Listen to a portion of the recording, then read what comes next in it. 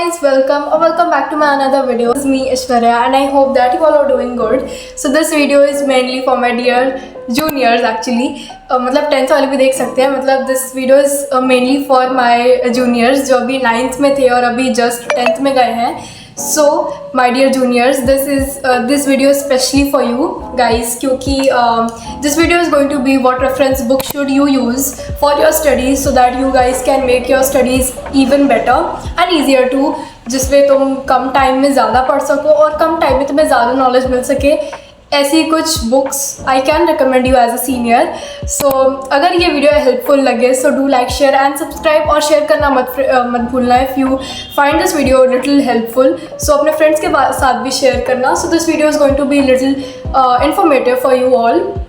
तो watch the video till the end and yes, let's just get started without any further delay. Okay, if you are 9th grader मतलब 9th grader थे और अभी just 10th में आए हो, so अभी तो आप लोग के क्लासेस स्टार्ट हो गए होंगे. so बहुत सारे 10th ग्रेडर जो अभी आए हैं 10th में, उनके मन में सवाल होता है कि क्या बुक्स यूज़ करें जिससे कि आई कैन स्टडी वेल. और सबका सेम गोल होता है कि I should score good in boards क्योंकि मतलब ये कॉमन गोल होता है राइट. सबको लगता है कि I should also score good in boards. So I will be helping you that in that case. So we'll be suggesting all that books that I use and that helped me for my 10th journey. जो मतलब अब मुझे realise होता है कि thank God मतलब मैंने बहुत सारी बुक्स यूज़ करी that really helped me. So I just wanted to share those books so that you guys can also study them and make your studies better. Okay, so we'll start with English subject. ठीक है.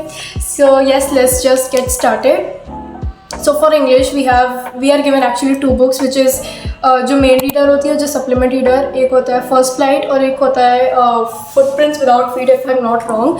सो these are the two books which are given from school. So these are sufficient if you are giving your PA मतलब if you are giving your small test in school जो कि half yearly के पहले होते हैं, वो half yearly के लिए भी चल सकता है. But if you really want to prepare for board so I would say कि you can purchase question bank वाली एक बुक आती है जिसमें all the questions related to every chapter is given. Even grammar भी दिया होता है, ग्रामर राइटिंग सेक्शन सब कुछ दिया रहता है क्योंकि वो इंग्लिश की ऑफ कोर्स ये सब तो दिया ही होगा. मतलब if you think that you lack in practice मतलब आंसर्स लिखने में कुछ प्रॉब्लम होती है या फिर you want to practise grammar और something so you can purchase that. मतलब एड्यूकार्ट की ले सकते हो या तो उस वाल की, बहुत अच्छी होती है दोनों की. Both you can refer I would say. So यही बुक्स हैं that I used mainly for मतलब मुझे तो ऐसी ज़रूरत नहीं पड़ी because I was okay in English. So मेरा NCERT से हो जाता था.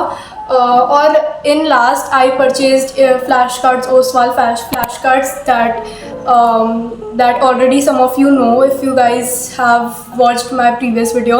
मतलब प्रीवियस वाली वीडियो देखी होगी तो पता होगा. तो वो flash cards that really helped me. मतलब लास्ट में that only helped me much क्योंकि from that flash cards I could remember much better. क्योंकि उस फ्लैश कार्ड्स में 3 चीज़ें होती हैं. एक होता है मेमोराइज, रिवाइज और टेस्ट RMT. ठीक है. If you want to see that flash cards I am giving some links in my description below, you guys can check it out. वो काफ़ी अच्छी होती है. मतलब उसमें रिवाइज करने के मतलब छोटे छोटे पॉइंट दिए होते हैं कैरेक्टर बेस्ड. मतलब for example is Lencho character है तो लेंचो का स्टेट ऑफ माइंड कैसा था, उसमें क्या प्रॉब्लम्स हुई और फिर मतलब जो अच्छी ग्रामर वर्ड्स होते हैं that you should know while writing the answer that you can pick up from your that flash cards. So that would really help you. और रिवाइज में यही सब होता है, छोटे छोटे पॉइंट्स होते हैं. If it is a poem तो उसमें पोएटिक डिवाइसेस भी होते हैं that would help you when you are going to give your board exam. So you can quickly revise and if you are going to give any exam you can quickly revise. ठीक है. और revise memorise में होता है जो hard words होते हैं उसकी मीनिंग्स होती हैं और जो नए वर्ड्स होते हैं that are used in chapter specially वो होते हैं. और टेस्ट में जैसे उसमें लिटरेचर, ग्रामर सेक्शन और राइटिंग तीनों होता है. मतलब जो भी इंग्लिश के पेपर में होता है वो सब। और टेस्ट वाला जो होता है, टेस्ट वाला जो कार्ड होता है वो सबसे ज़्यादा होता है। और उसमें होता है जैसे उसमें long answer, short answer, practice question सब होते हैं, उसके पीछे आंसर भी दिए होते हैं, so that you can cross check your answer कि उसमें वो सारे पॉइंट्स है या नहीं है। So that was amazing, you know, that really help me to उसको क्या बोलते हैं, मतलब नंबर एकदम मस्त से आ गए। मतलब generally I am not that bad और not that good too, I am okay in English, but that really help me to score much better that I didn't even expected. So that was really good. You guys can purchase that flash cards in through online, मतलब या तो Amazon में, फ्लिपकार्ट, यही सब online shopping, you guys can refer that. Okay, so this was all about English. And if you talk about Hindi, तो हिंदी में again we have two books, which is first एक होती है संचयन और एक होती है स्पर्श बुक। तो संचयन में तो संचयन तो बहुत पतली सी बुक होती है, उसमें 3 ही चैप्टर्स होते हैं, वो 3 चैप्टर बहुत बड़े बड़े होते हैं, तो यही 2 बुक होती है। So for Hindi I didn't use any another type of reference book, क्योंकि मोस्टली मतलब मेरा वो क्या बोलते हैं उसको, मात्रा एंड समथिंग वो सब ठीक था। बट द थिंग इज़ कि if you need question bank, so again you can refer that question bank of Oswal और एड्यूकार्ड, बोथ आर गुड।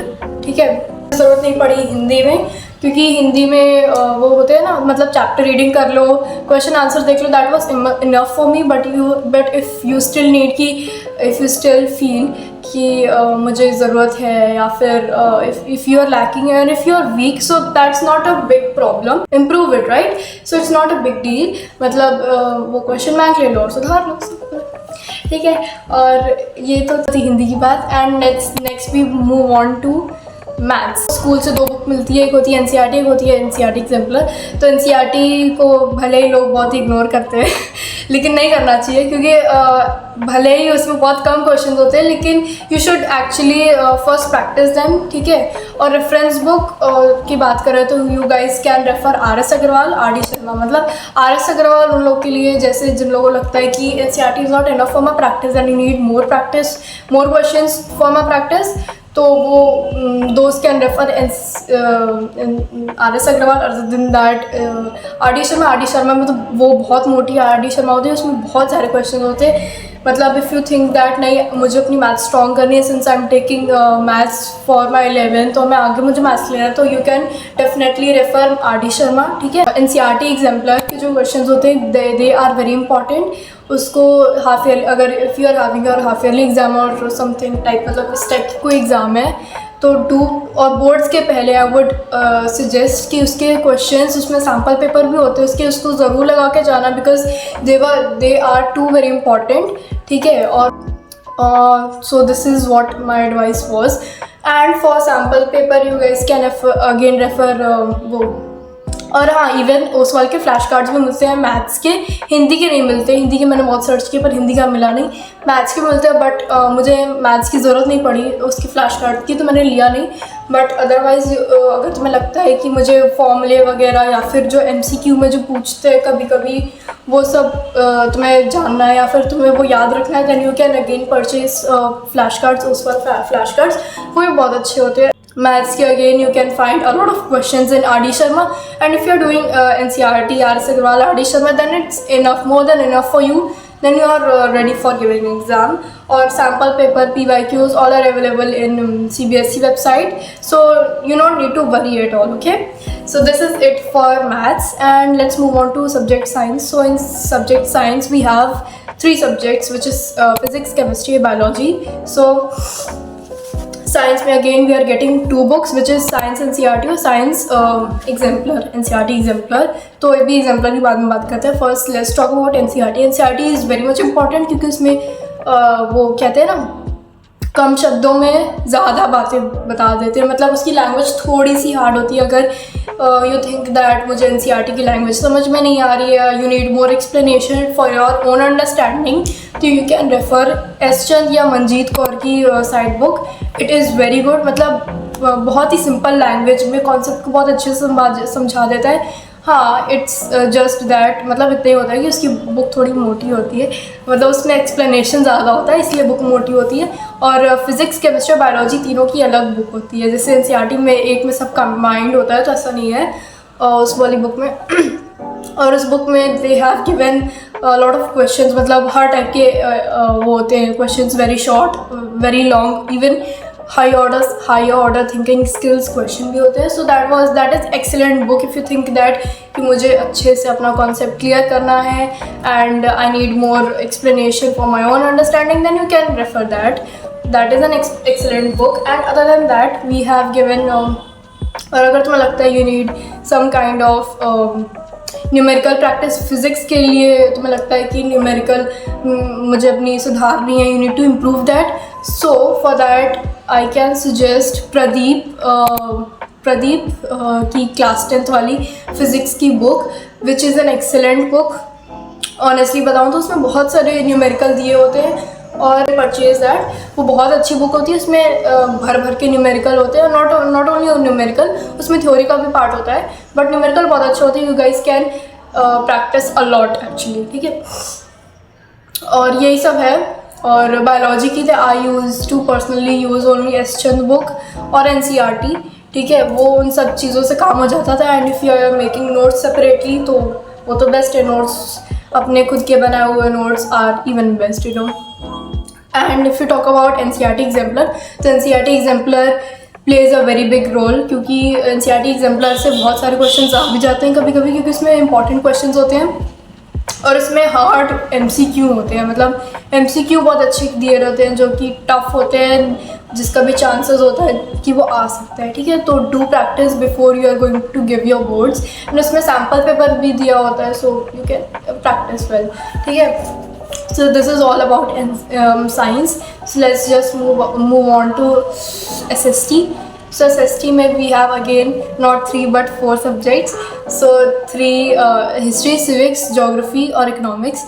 तो 10th में कहूँ तो geography थोड़ी सी ज़्यादा हार्ड और ज़्यादा वास्ट हो जाती है, बहुत ज़्यादा वास्ट, क्योंकि उसमें geography में मतलब इस साल जो अभी हम लोग ने बोर्ड दिया है उसमें 6 चैप्टर सिर्फ ज्योग्राफी के, और उसमें मतलब बहुत सारी कर्टेल्ड एरिया भी थी जिसमें कि बहुत छोटे छोटे चैप्टर भी थे, बट 6 चैप्टर मतलब सिर्फ ज्योग्राफी में was a huge syllabus, you know, for geography alone.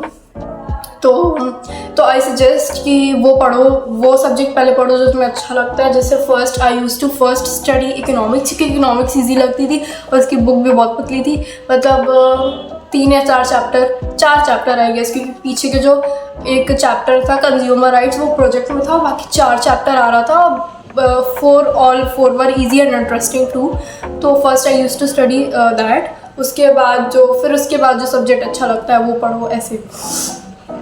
और रेफरेंस बुक एक है टुगेदर विथ SST की, वो that is an excellent and enough book, मतलब अगर वो ले ली then you need not take any other book except sample paper वाली बुक, क्योंकि उसमें सैम्पल पेपर भी दिए होते हैं, उसमें from very short long MCQs to maths, मतलब it is an complete book, ठीक है।